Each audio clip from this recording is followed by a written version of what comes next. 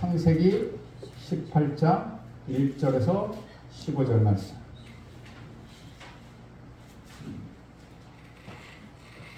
저와 여러분이 한 절씩 교독합니다. 제가 먼저 1절 읽겠습니다. 여호와께서 마므레의 상수리 나무들이 있는 곳에서 아브라함에게 나타나시니라. 날이 뜨거울 때에 그가 장막문에 앉아 있다가 눈을 들어보니즉 사람 셋이 맞은편에 서 있는지라. 그가 그들을 보자 곧 장막문에서 달려나가 영접하며 땅에 눕혀 이르되 내 주여 내가 주께 은혜를 입었사오면 원하건대 종을 떠나 지나가지 마옵소서. 맛이 없고 물을 조금 가져오게 할사라. 당신들은 발을 씻으시고 나무 아래에서 쉬소서. 내가 떡을 조금 가져오리니 당신들의 마음을 상쾌하게 하신 후에 지나가소서. 당신들이 종에게 오셨음이니이다. 그들이 이르되 내 말대로 그리하라. 아브라함이 깊이 장막으로 가서 사라에게 이르되 속히 온 가루 세 쌀을 가져다가 반죽하여 떡을 만들라. 아브라함이 또 가축대 있는 곳으로 달려가서 기름지고 좋은 송아지를 잡아 하인에게 주니 그가 급히 요리한지라.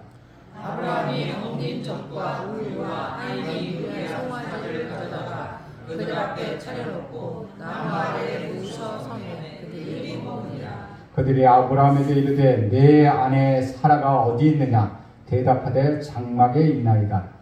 그가 이르시되 내년 이맘때 내가 반드시 내게로 돌아오리니 내 아내 사라에게 아들이 있으라 하시니 사라가 그의 장막문에서 들어서라. 아브라함과 사라는 나이가 많아 늙었고 사라에게는 이 여성의 생기가 끊어졌는지라.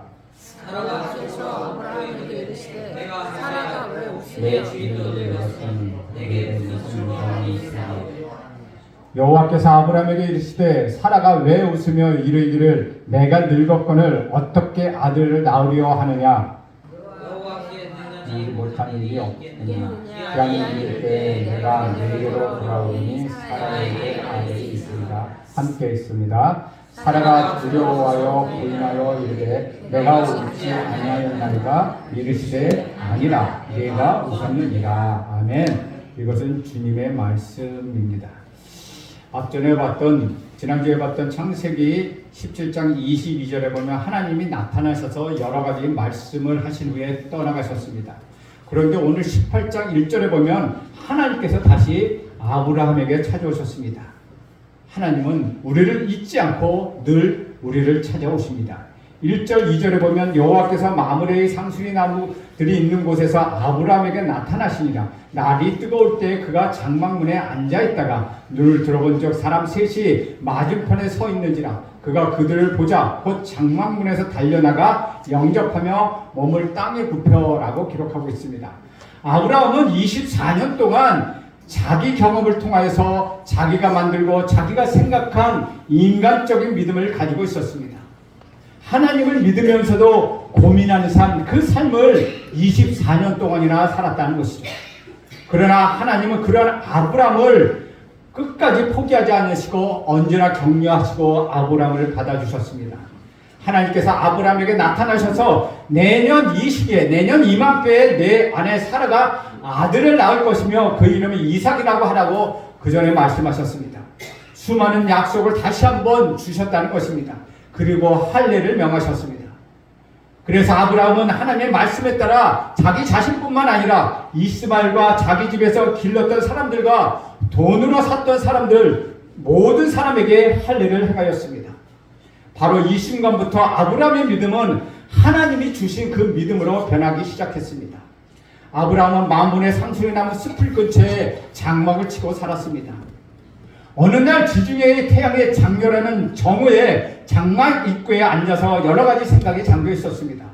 얼마 전 하나님이 나타나셔서 주셨던 여러 가지 말씀을 기억하면서 이런 생각을 했을 것입니다. 그래, 그렇구나. 하나님은 그렇구나. 내 아내가 임신하게 될 것이다.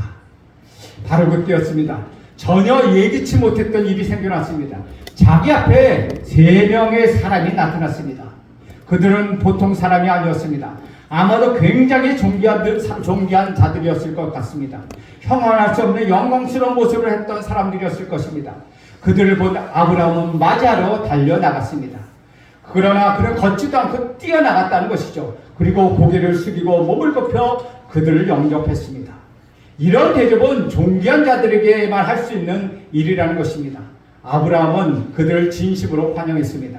그러나 이런 모습은 아브라함이 지난 25년 동안에는 한 번도 나타날 수 없는 특이한 모습이었고 특이한 태도였다는 것입니다. 전에는 하나님이 오셔서 말씀하실 때 이렇게 반응한 적 그에게는 한 번도 없었습니다.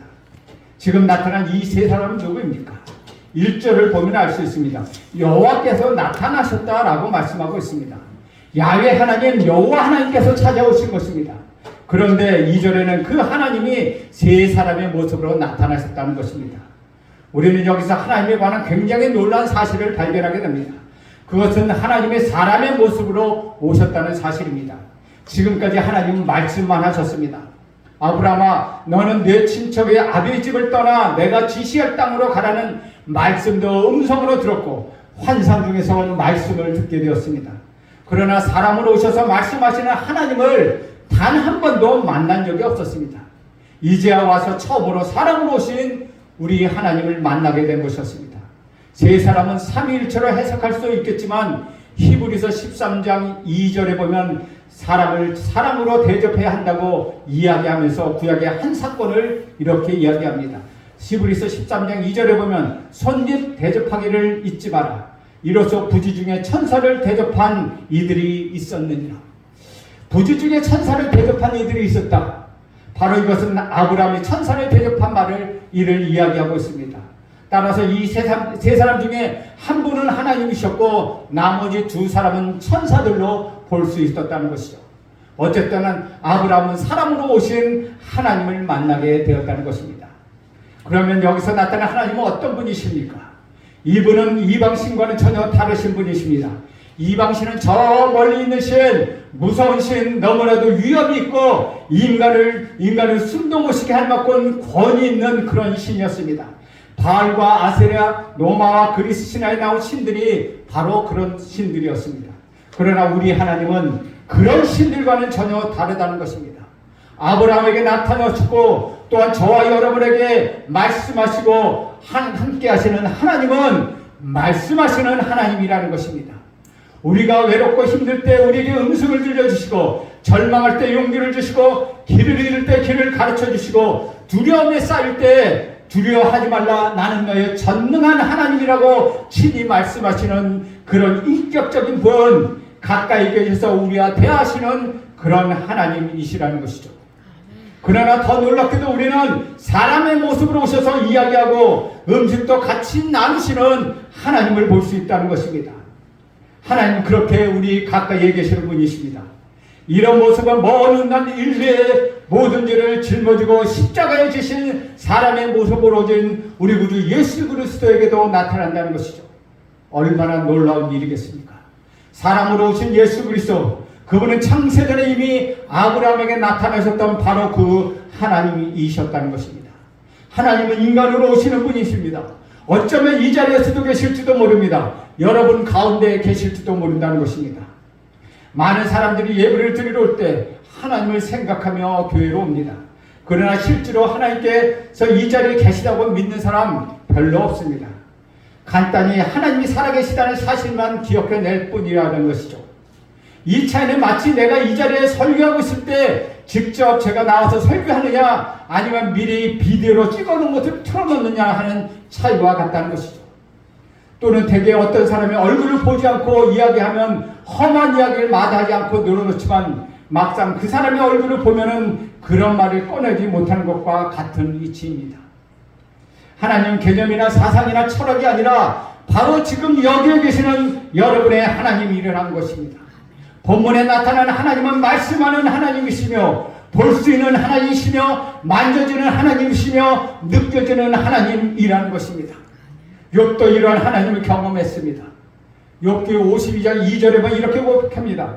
내가 죽게 대하여 귀로 듣기만 하였으나 이제 눈으로 주를 배웠나이다. 이전에 내가 귀만 들었던 하나님인데 이제 만나는 하나님을 눈으로 보는 하나님이라는 것입니다. 아브라함 놀랍게도 사람으로 오신 하나님을 만나게 되었습니다. 그리고 직관적으로 그것을 알았고 형용할 수 없는 감동을 받았습니다. 그래서 그는 걸어 나가서 맞이할 수가 없어서 달려나갔습니다. 그리고 몸을 굽혀 그들을 맞이했습니다. 우리 3절과 4절 말씀 함께 읽겠습니다. 시작. 이르시되 내 주여 내가 주께 은혜를 입어 싸우면 원하건대 종을 떠나 지나가지 마시옵고 물을 조금 가져오게 하사 당신의 발을 씻으시고 나무 아래서 씻으소서. 우리는 1절에서 정말 사랑하고 간절히 사모하고 애타게 기다렸던 한 사람의 심령을 읽을 수 있다는 것이죠. 아브라함은 정말 하나님께서 내게 은혜를 베풀어 주시길 원한다면 하나님이 그냥 지나가지 마시옵소서라고 애원했다는 것이죠. 마치 떠나가는 사람의 옷자락을 붙잡는 것과 같은 모습입니다.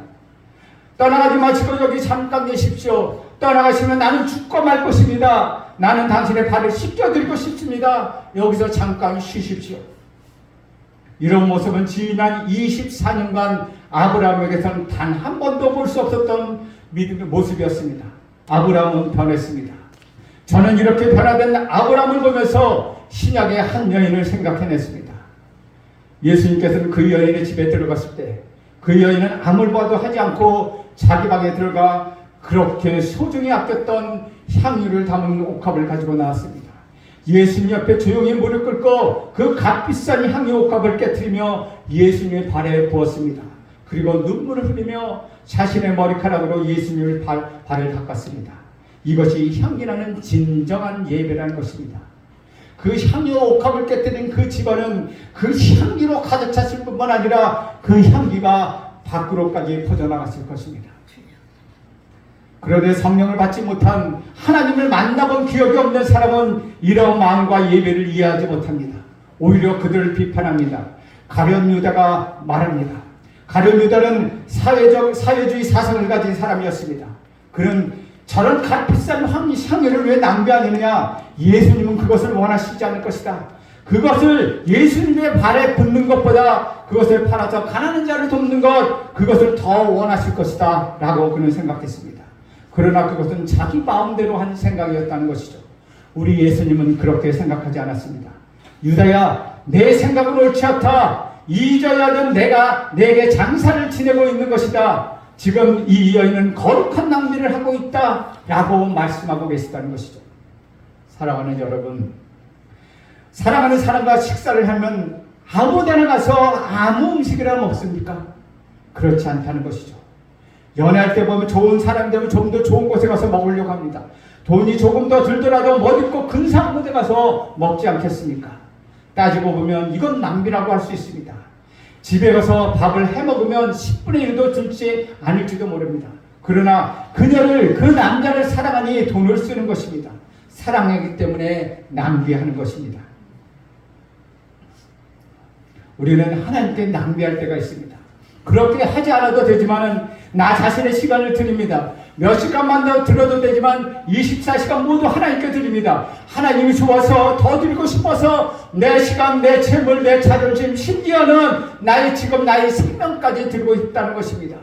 이것이 바로 하나님 만난 사람이 가질 수 있는 감동이요, 기쁨이요, 감격이라는 것이죠. 5절 말씀 함께 읽겠습니다. 시작. 내가 떡을 조금 가져오리니 당신의 마음을 상쾌하게 하시는 게 당신의 중에 오셨습니다. 그를 이르되 내 말대로 그리하라. 아브라함은 사람의 모습으로 오신 하나님께 발을 씻겨 드렸을 뿐만 아니라 떡도 대접하고 싶었습니다. 그 세 사람은 이렇게 대답합니다. 내 말대로 그리하라. 예배는 내가 드림으로써가 아니라 하나님이 받아주심으로써 완성되는 것입니다. 아무리 우리가 예배를 드린다 해도 하나님이 받아주시지 않으면 아무런 소용이 없다는 것이죠. 헌금을 드리고 찬송을 드리고 눈물을 흘려도 그분이 받아주지 않으면 모든 것이 헛수고가 된다는 것입니다. 그러나 오늘 아브라함의 간절한 기도를 하나님께서는 받아주셨다는 것이죠. 아브라함은 신이 났습니다. 저는 여러분이 예비와 기도가 하나님께 받아들이는 거룩한 제물이 되기를 간절히 소원합니다. 6절과 7절도 함께 읽겠습니다. 시작. 아브라함이 급히 장막으로 가서 사라에게 이르되 속히 고운 가루 세 쌀을 가져다가 반죽하여 떡을 만들라 하고 아브라함이 또 가축대에 있는 곳으로 달려가서 기름지고 좋은 송아지를 잡아 하인에게 주니 그가 급히 요리한지라 라고 기록하고 있습니다. 아브라함은 정신이 차리지 못할 정도로 흥분했습니다. 그분은 말을 듣자마자 장막으로 급히 뛰어들어가 자기 아내 사라에게 빨리 밀가루를 반죽해서 떡을 만들려고 합니다. 그리고 말이 채 끝나기도 전에 다시 밖으로 뛰어나갑니다. 이제 송아리를 잡아 요리하려고 말합니다. 하지만 너무 급한 마음에 하인에게 모든 것을 맡기지 못하고 자신이 직접 기름지고 좋은 송아지를 골라 하인에게 주었다는 것이죠. 저는 이런 아브라함의 모습을 보며 떠오르는 신약의 인물이 있습니다. 그 인물은 삭개오입니다. 그는 예수님을 만나고 싶었습니다. 그는 돈도 있었고 권위도 있었고 지위도 있었습니다. 그러나 그의 인생은 언제나 외롭고 허전했다는 것이죠. 그래서 예수님을 만나고 싶어서 어른 체면인데도 불구하고 돌 감람나무 즉 뽕나무 위로 올라갔습니다. 어떤 사람은 이것을 보고 국세청장이 컨테이너 위에 올라가는 것과 똑같다고 말한 적이 있습니다. 그는 예수님을 보았습니다. 우리 예수님께서는 돌 감람나무 아래 이르자 갑자기 삭개오를 쳐다보며 말씀하십니다. 삭개오야 속히 내려오라. 오늘 내가 너희의 집에 유하여 하겠다고 말씀하십니다. 그 말을 들은 삭개오는 흥분을 감출 수가 없었습니다. 그 말을 들은 삭개오는 너무나도 감격했습니다. 그 기쁨과 감격을 감출 수가 없어서 급히 내려오자마자 제일 먼저 한 말이 무엇입니까? 예수님, 내 재산의 절반을 가난한 사람에게 주겠습니다. 그리고 제가 누구에게 토색한 것이 있으면 4배나 갚겠습니다 라고 말하는 것입니다. 이것이 바로 참된 헌금이며 참된 예배라는 것입니다. 8절 말씀 함께 있습니다. 시작. 아브라함이 인적과 우유와 하인이 요리한 송아지를 가져다가 그들 앞에 차려놓고 나무아래를 세웠으되 그들이 먹으니라. 참된 신앙은 우리 하나님과 함께 먹는 것입니다. 기독교는 식탁 공동체입니다. 기독교는 도서관이나 강의실에서 찾을 수 있는 것만이 아닙니다. 식탁에 둘러앉아 함께 식사하며 참된 공동체를 경험합니다. 우리는 그곳에서 함께 밥을 먹는 것이 아니라 함께 사랑을 먹는 것입니다. 그런데 우리가 힘든 것은 서로의 사랑을 볼 수 없기 때문입니다. 남편은 아내의 얼굴을 보고 사랑을 확인합니다. 그래서 요한계시록 3장 20절에 보면 이렇게 기록합니다. 볼지어다 내가 문 밖에 서서 두드리노니 누구든지 내 음성을 듣고 문을 열면 내가 그에게로 들어가 그와 더불어 먹고 그는 나와 더불어 먹으리라. 이 말처럼 참된 신앙은 서로 먹고 마시는 것입니다. 우리는 예수 그리스도의 살을 빵으로 먹고 그분의 피를 포도주로 마시면서 하나님께서 나에게 베풀으신 그 큰 은혜와 축복을 함께 누리는 것입니다. 여기에 진정한 하늘의 평화가 있고 세상 사람들이 알지 못하는 기쁨이 있습니다. 이것이 바로 예배라는 것입니다. 하나님의 새로운 공동체는 아브라함이 체험한 감동과 감격과 기쁨이 있다는 것입니다. 초대교회가 그랬다는 것이죠. 오순절날 성령이 임하셨을 때 사람들은 회개했고 일시에 3,000명이나 되는 사람이 예수를 믿고 구원을 받았습니다. 누구의 명령도 없었지만 그들은 서로 모여서 사도의 가르침을 받았고 서로서로 떡을 떼며 기도했습니다. 이 세상에서 경험할 수 없는 놀라운 기쁨과 새로운 교제, 새로운 관계를 그들은 경험하기 시작했습니다. 이런 모습이 바로 교회의 모습이라는 것입니다.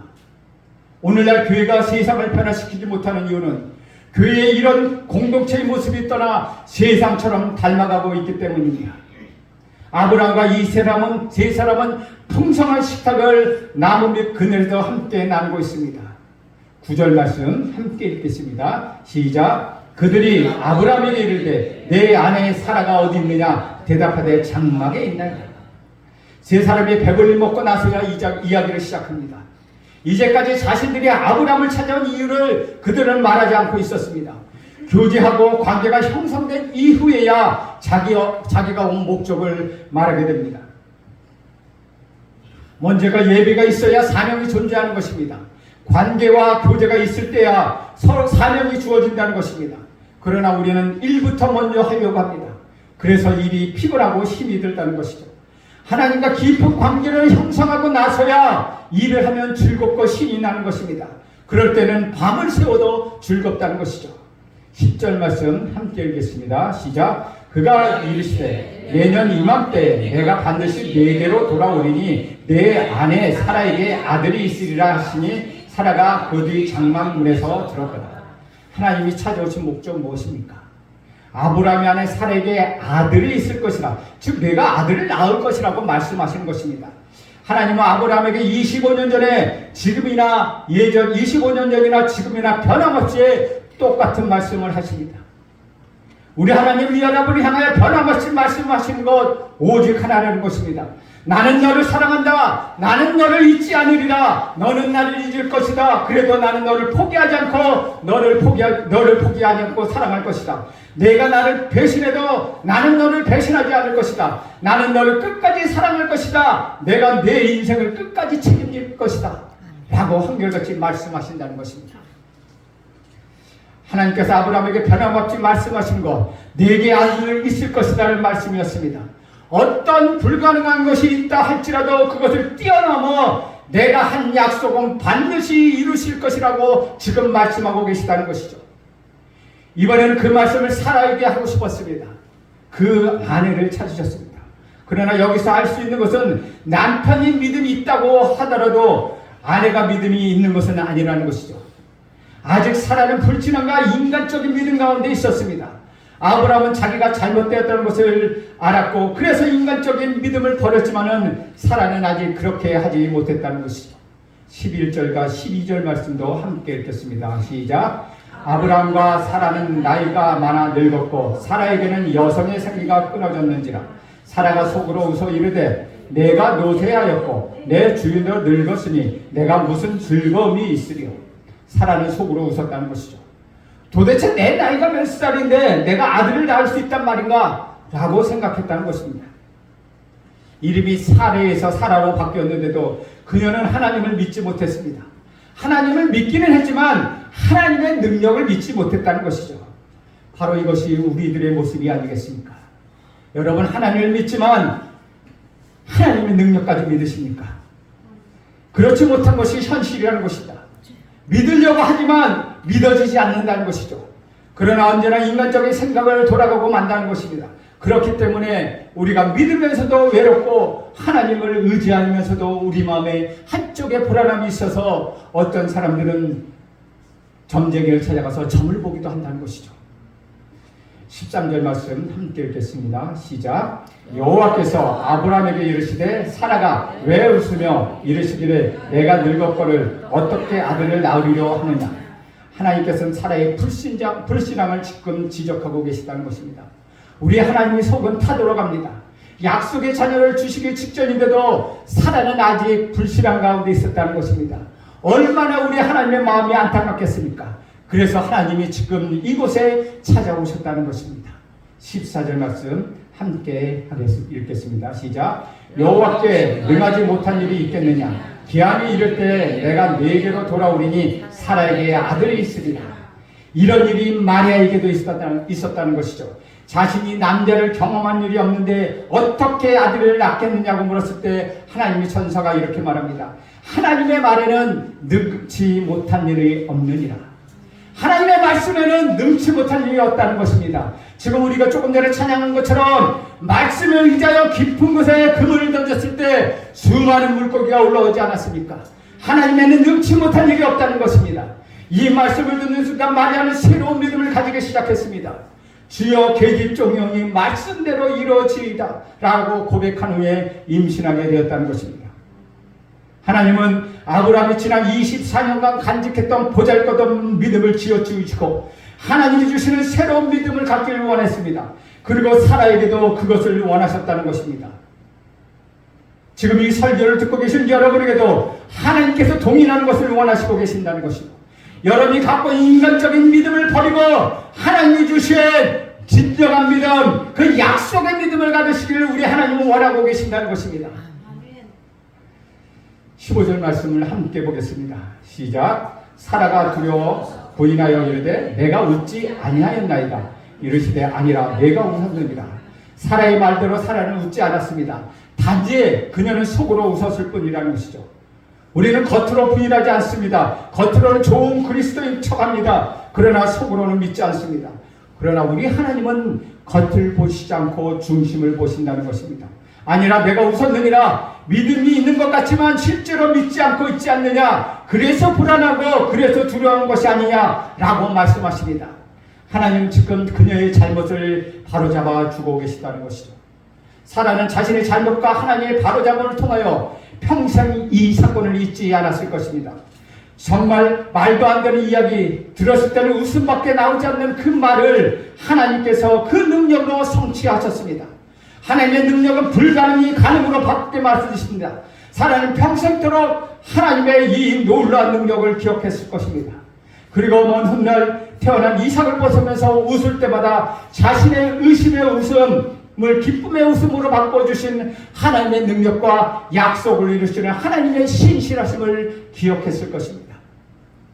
사랑하는 여러분, 과거의 믿음으로는 아무리 노력해도 소용이 없다는 것입니다. 세월만 지나가고 낭비할 뿐입니다. 하나님이 주시는 믿음을 소유하십시오. 하나님의 약속을 온전히 믿고 신뢰하십시오. 과거에 나는 어떻게 믿었다는 필요 없다는 것이죠. 지금 내가 하나님과 함께 계속해서 친밀한 관계를 가지느냐, 그것이 더 중요하다는 것입니다. 여러분, 매일매일 하나님과 친밀한 관계를 가지십시오. 그분과 함께 먹고 마시며 그분과 함께 통공하며 그분의 임재 앞에서 영원히 살아가십시오. 그 전능하신 하나님을 의지하십시오. 그러면 여러분의 인생은 지금과는 전혀 다른 모습으로 바뀌어갈 것입니다. 이제 여러분은 하나님의 약속에 대한 기다림이 있을 때도 하나님 때를 기다릴 수 있게 되었습니다. 불가능한 현실 속에도 우직하게 우리 하나님 믿고 따르게 될 것입니다. 전능하신 우리 하나님을 신뢰함으로 그분의 약속하신 신실함을 기다리는 승리하는 인생이 될 것입니다. 왜냐하면 여러분에는 살아계셔서 역사하시는 우리 구주 예수 그리스도가 함께 계시기 때문입니다. 여러분 안에는 하나님의 놀라운 능력이 함께하기 때문에 여러분 하나님을 믿고 그 능력을 믿을 때에는 여러분은 오직 승리만이 여러분에게 있을 것입니다. 여러분, 하나님이 주신 믿음으로 주님만 바라보며 주님과 함께 동행하는 24시간이 되기를 간절히 소원합니다. 기도하겠습니다. 하나님, 오늘도 아브라함에게 주셨던 그 믿음의 약속을 사라에게 주시기 위하여 이 땅에 오신 것처럼 우리 구주 예수 그리스도를 보내주셔서 진정 우리에게 믿음을 주시고 구원을 주시게 하신 그 은혜를 감사드립니다. 우리가 부지 중에 천사를 영접한 아브라함처럼 하나님 우리에게도 천사를 영접하게 하시고 하나님을 만나게 하시고 하나님의 주신 약속의 믿음을 가지고 나가는 우리 모두가 되게 하여 주시옵소서. 예수님의 이름으로 기도하옵나이다. 아멘.